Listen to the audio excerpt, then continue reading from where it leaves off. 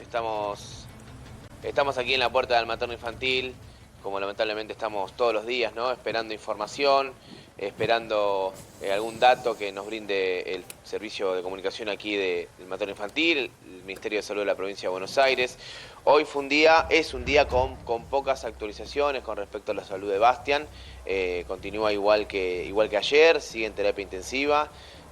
Recordemos que intentaron sacarle el respirador, no fue positivo el resultado de este intento, tuvieron que volver a colocar, se espera que en las próximas horas se le realice una traqueotomía. También en el día de ayer le realizaron una resonancia magnética que dio como resultado lesiones severas, tanto en su cerebro como en su columna. Se espera también que en las próximas horas se comunique quizás una operación, pero no sé si es este fin de semana o a partir del lunes, martes. Realmente van paso a paso los médicos, porque el estado de salud es muy reservado, está en terapia intensiva desde el primer momento que llegó aquí al hospital regional materno infantil. Tenemos que contar que en la semana dimos algunos datos, algunas cosas que parecían que eran mejoras, pero hablan propiamente de la evolución e involución que puede tener un paciente de estas características aquí internado en una unidad tan delicada. Tenemos que contar también y recordar que tuvo fiebre. Finalmente lograron bajarle esa fiebre, le dieron antibióticos, ya no, en los partes no figura este cuadro febril, así que por ahí tenemos un dato positivo, Rubén, ¿no? No tiene fiebre. Pero la novedad que tenemos hoy es, primero, sabemos que se está esperando unos resultados de unos análisis para poder realizar la traqueotomía, para poder despejar, para que tenga una vía respiratoria. Y por otro lado, producto de estas lesiones severas, se estima que también se informe sobre que lo dijeron algunos familiares que hablan en off, que agradecen el apoyo y cuentan, se adelantan quizás a través de alguna historia, a través de algún mensaje por redes o vía WhatsApp, que informan sobre la posibilidad también de una operación para colocarle alguna placa en su cerebro, en la zona cervical, sobre todo, ¿no? En ese sector que informaba Pablo Ponzoni hace un rato. Mientras tanto, nosotros a la espera de algún parte oficial, hace una hora, Macarena, su mamá, volvió a publicar en redes un mensaje de oración y dándole fuerzas a Basti, a su hijo, y algunos de los familiares pasan por aquí, por supuesto sin hacer declaraciones. Nosotros no lo vamos a molestar, como ya sabes, Rubén, estamos a disposición, cuando ellos lo necesiten van a poder hablar. Los pronósticos, es muy difícil hablar del tema porque como vos decís, Sí. Todos los días hay una noticia, Sí, Rubén, que no sabemos en qué sentido va. Y está bien que se mantenga la reserva absoluta sobre esto. Ahora, la idea general que vos tenés de la información que escuchás allí es que los pronósticos son reservadísimos, ¿no? Sí, muy reservado. Nosotros durante la semana, no sé si recordás, Rubén, pero no hablábamos de buenas noticias, sino de noticias positivas. Porque el estado es muy delicado. Recordemos que el traslado fue milimétrico. Lo tienen, como se dice vulgarmente, entre algodones a Bastian, porque es muy difícil el paso a paso. Muchas veces nos preguntamos por qué se tardó una semana en saber que tiene lesiones severas en su cráneo, en su espalda, que es lo que dio ayer la resonancia. Porque antes había otras cuestiones que atacar de alguna forma, ¿no? Recordemos que tuvo que ser trasladado a este hospital, que es un hospital de mayor complejidad que el Hospital Comunitario de Pinamar, por toda la cuestión de esta operación abdominal que le tenían que realizar, ¿no? Después se hicieron estudios, se encontraron los múltiples fracturas en su cráneo. Después se colocó la válvula para regular la presión, esa válvula ya la retiraron, la válvula de presión cerebral. Luego le colocaron un drenaje, ¿no? En total son 5 las operaciones que ya tuvo, y lamentablemente en las próximas horas tendremos alguna intervención más, que bueno, estamos a la espera de que se comunique. Pero es todo muy detallado, y el tiempo, por supuesto, lo van a manejar los médicos, que va a ser el mejor que ellos consideran, Rubén. Te pido que nos acompañes, vamos a hablar con Matías Baldoncini, que es médico cirujano. Doctor Baldoncini, buenas tardes. Gracias por ¿Qué atendernos. tal? Muy buenas tardes. No sé si usted Al estaba... contrario, gracias a ustedes. Si usted estaba escuchando y ha ido siguiendo un poco los partes de este caso, ¿cómo se puede encuadrar la gravedad de la situación a la vista de lo que se va informando oficialmente en la clínica? Bueno, en principio, cuando hay un accidente y el paciente tiene una lesión craneal, ¿sí? o cráneoencefálica, de estas características y requiere de estar en terapia intensiva con un coma inducido farmacológicamente, estamos hablando de un cuadro siempre complicado. Más allá que siempre cuando una lesión de estas características se da en pacientes jóvenes, es diferente a pacientes adultos en cuanto a las posibilidades de recuperación, pero el cuadro es claramente complejo por lo que informan los partes médicos y por las necesidades de intervención que ha requerido Bastian en base a todo lo que se informa en los partes médicos, ¿no? Ya lo mencionaban ustedes, él requirió la colocación de un catéter para medir la presión intracraneana. Cuando se produce un traumatismo cráneoencefálico, el cerebro de alguna manera sufre un daño, ¿sí? Ese daño genera como una especie de edema que aumenta la presión intracraneana generalmente y por eso requiere la colocación de un catéter para medir la presión a la cual está su cerebro y en base a eso los neurocirujanos poder tomar una conducta o incluso los médicos de terapia intensiva manejar ese aumento de presión intracraneal en caso de que sucede de un punto de vista farmacológico, ¿no? ¿Por qué es clave hablar de la región, que es donde está el daño, donde Adrián nos viene contando y nos viene informando? ¿Por qué es clave y por qué es tan grave hablar de una lesión en la zona cervical? ¿Qué es lo que conecta la zona cervical? Bueno, en estos tipos de accidentes de tránsito, ¿sí? Donde un vehículo va a una velocidad determinada y de un momento se frena esa inercia, generalmente se da un movimiento, no solo el traumatismo de cráneo que puede golpear dentro de alguna de las estructuras del vehículo en este caso, sino que también se da un mecanismo de latigazo, un mecanismo de flexo-extensión abrupta. Exacto. Recordar que nuestro cráneo se encuentra articulado con la primera vértebra cervical, que es el atlas, ¿sí? Y ese mecanismo abrupto de flexo-extensión muchas veces puede generar una lesión en ligamentos, músculos o articulaciones que unen nuestro cráneo con la columna cervical. Son lesiones por latigazo cervical, ¿sí? Por eso siempre es muy importante cuando uno acude a un accidente de tránsito o una emergencia, la inmovilización cervical inmediata por el riesgo de inestabilidad cervical. Por lo cual es muy frecuente en accidentes de tránsito de estas características lesiones cervicales también. ¿En qué consiste, doctor, esta operación que se está hablando de que le pondrían unas placas ahí en la zona cervical? En principio, al no tener acceso a las imágenes y al parte final, lo desconozco. Yo les puedo decir qué sucede cuando hay una inestabilidad cráneo-cervical, es decir, producto de una lesión de flexo-extensión, cuando se lesionan ligamentos o músculos que generan estabilidad. Generalmente en esos casos se analiza con comités de cirugías de columna, que el Hospital Privado de la Comunidad tiene sus profesionales, que incluso yo conozco a algunos de ellos allí, un excelente equipo de profesionales. Lo que se suele hacer en esos casos es una fijación cráneo-cervical, es decir, tratar de colocar unas plaquitas con unos tornillitos para dejar fija a la unión entre el cráneo y el inicio de la columna cervical. Desconozco si ese es el procedimiento que se va a realizar, pero en los casos de inestabilidad cervical se suele hacer ese tipo de procedimiento quirúrgico.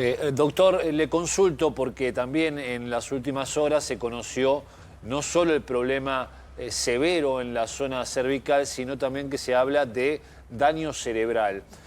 Obviamente que cuando uno escucha esto o analiza esta situación, quienes no sabemos, pensamos que el cuadro es muy grave. ¿Puede haber diferentes variantes en esto? ¿Qué significa este concepto de daño cerebral? Bueno, ustedes han mencionado recién que se le hizo una resonancia magnética, sí, y que en esa resonancia magnética se observó algo que se llama daño axonal difuso. Cuando se produce un traumatismo de cráneo, recordar que nuestro cerebro está compuesto por miles de millones de neuronas y esas neuronas pueden sufrir como microtraumatismos que se puede ver en resonancia magnética. Por supuesto que el daño cerebral que se observa en la resonancia magnética puede ser un daño cerebral leve, moderado o grave, pero por supuesto que realmente uno puede valorar de un modo objetivo cuando el paciente lentamente se empieza a suspender la sedación y el paciente va respondiendo por sus propios Es decir, que medios. no conocemos la profundidad del daño y que puede ser que no sea tan grave, sino que está en un umbral, hasta que todavía no vamos a poder conocerlo el tema. Claro, hasta no poder evaluar neurológicamente al paciente es muy complejo hablar de pronósticos o de cuál es el impacto real que le produjo este traumatismo de cráneo a un niño. Insisto, es importante recordar que cuando hablamos de un niño, la recuperación es mucho más favorable que este mismo tipo de traumatismo cráneoencefálico en un adulto mayor, ¿no? Por la capacidad de plasticidad cerebral. Nuestro cerebro, a la edad de un niño, tiene algo que se denomina plasticidad cerebral. Es la posibilidad de generar nuevas neuronas para reemplazar a aquellas que han sufrido un daño, ¿no? Doctor, le hago la última. Y la oportunidad de realizar este tipo de intervenciones, cuando uno tiene un paciente que está en una situación como esta, que está sostenido con respirador, que tiene, creo que hemodinámicamente está estable por lo que habían dicho, pero está sostenido por respirador, está en terapia intensiva. ¿En qué momento se puede hablar de intervenciones de esa magnitud? Porque calculo que la intervención de la que hablan de la columna cervical, la que usted está descrito, no debe ser algo simple. La verdad es que no son procedimientos simples. Conceptualmente, mientras la columna cervical se mantenga fija con un collar cervical, esa inestabilidad no le va a generar un daño al paciente. Y ustedes mencionaban recién de que se estaba analizando la posibilidad de realizar una traqueostomía. Lo cierto es que cuando un paciente está en ARM, es decir, intubado, con un tubo colocado en la tráquea, conectado a un respirador artificial, después de determinada cantidad de días, es un procedimiento de rutina el hecho de realizar la traqueostomía para que la vía aérea no sufra la colocación del tubo con un manguito que tiene el tubo en la vía respiratoria. Generalmente, cuando tenemos que operar la columna por inestabilidad cráneo-cervical, primero se hace ese tipo de cirugías y después se hace la traqueostomía, más que nada por la comodidad en cuanto a la cirugía, porque son cirugías que se realizan con el paciente boca abajo. Doctor Baldoncini, muchísimas gracias, muy claro todo, ¿eh? Gracias. Gracias a ustedes, buenas tardes. Buenas tardes. Adrián, vamos a sumarlo ahora al doctor Sina, Claudio Zink, que ya lo tenemos con nosotros, que nos hace el favor de volver a atendernos. Claudio, ¿cómo le va? Buenas tardes. Buenas tardes, ¿cómo están todos? Bueno, no sé si usted estaba escuchando Sí. el informe de Adrián y lo que estábamos hablando con el doctor Baldoncini. ¿Qué imagen tiene de lo que está pasando? Primero estoy, tanto en cuanto al comentario que hizo Adrián como el doctor Baldoncini, está perfectamente asociado a lo que le ocurre al paciente, al chiquito Bastián. Es una descripción perfecta la que ha hecho. Me dejó asombrado, porque contó con palabras muy sencillas y en el orden que corresponde lo que está ocurriendo. Primero fijación de la columna, luego traqueostomía. Porque voy a agregar dos cosas. Primero, no está infectado, lo cual es muy bueno porque hubo un esbozo hace 48 horas de un cuadro séptico que empezó con fiebre y eso aparentemente está controlado, es un factor de riesgo menos. Segundo, el orden es ese, primero fijar la columna y luego, por supuesto, hacer la traqueostomía. Estamos en tiempo de traqueostomía o traqueotomía, porque ambas acepciones son correctas. ¿Por qué digo esto? Porque después de 4, 5, 6 días, 7, 8 a lo sumo, con un paciente respirado hay que hacer traqueostomía, porque entonces evitamos no solo usar el tubo que mencionaba el médico, el colega, sino además evitamos un espacio muerto que va desde la boca hasta la tráquea y entonces podemos ser más eficientes en brindar oxígeno vía el tubo de traqueostomía de manera mucho más directa a los bronquios. Ese es el orden, esa es la secuencia y eso es lo que se va a hacer. Está programado de ese modo. Ahora, en este punto quiero contarles que antes de evaluar la traqueostomía, antes de plantear la traqueostomía después de la fijación cervical, se evalúa si el paciente puede dejar el respirador, y eso no ocurrió. En varias oportunidades intentaron los médicos de terapia intensiva del Victorio Tetamanti y de Mar del Plata, el hospital provincial, desenchufar al paciente del respirador y no lo lograron porque Bastián no respira por sus propios medios, no puede hacerlo. Y esto sí está asociado al daño axonal difuso, al daño cerebral difuso que se obtuvo como diagnóstico de la resonancia nuclear magnética, motivo por el cual está con un daño cerebral muy severo en términos de qué déficit residual puede ocurrir o puede quedar. La verdad, eso no se sabe hasta que no esté despierto. Pero está claro, es una interpretación personal esta, que si yo tengo un paciente con un daño neuronal severo, un daño axonal severo y difuso, intento sacar el respirador y no respira por sus propios medios, puedo eventualmente pensar que hay una relación directa entre ese daño cerebral y la falta de automatismo respiratorio. No puede ser, doctor, sin otra cuestión. Lo pregunto porque claramente cuando escuchamos la palabra daño cerebral y cuando escuchamos que intentaron sacar el respirador, que no respira por sus propios medios, decimos, bueno, es esto, ¿no? Como bien decís. Pero puede ser otra la causa, no sé, lo consulto desde la ignorancia, ¿no? Y con la esperanza de que pueda haber otra situación. Otra situación no neurológica. Claro. No, la respuesta es no. Y quiero agregar, además, a lo que contaba recién el neurocirujano, algo que evidentemente no se hizo porque no estaban dadas las condiciones para hacerlo, o no se dieron las condiciones para hacerlo, es el tema de cuando ocurrió el accidente, el 12, si mal no recuerdo, el 12 de enero, ¿no? Creo que el lunes 12. Sí, sí. El lunes 12, eso es. Nadie le puso ese collar cervical, porque no había quien lo hiciera. Les recuerdo cómo fue la secuencia. El choque ocurrió, llegó la policía, hizo el cordón que correspondía, y ahí aparecieron 2 pediatras tucumanos que le hicieron maniobras de RCP, de reanimación cardiopulmonar, y eventualmente eso resultó efectivo porque el chico volvió a respirar. Claro. Ahora, las condiciones de su columna en ese momento nadie las pudo evaluar porque no estaban dadas las circunstancias. Lo importante era que respirara. Después se verá.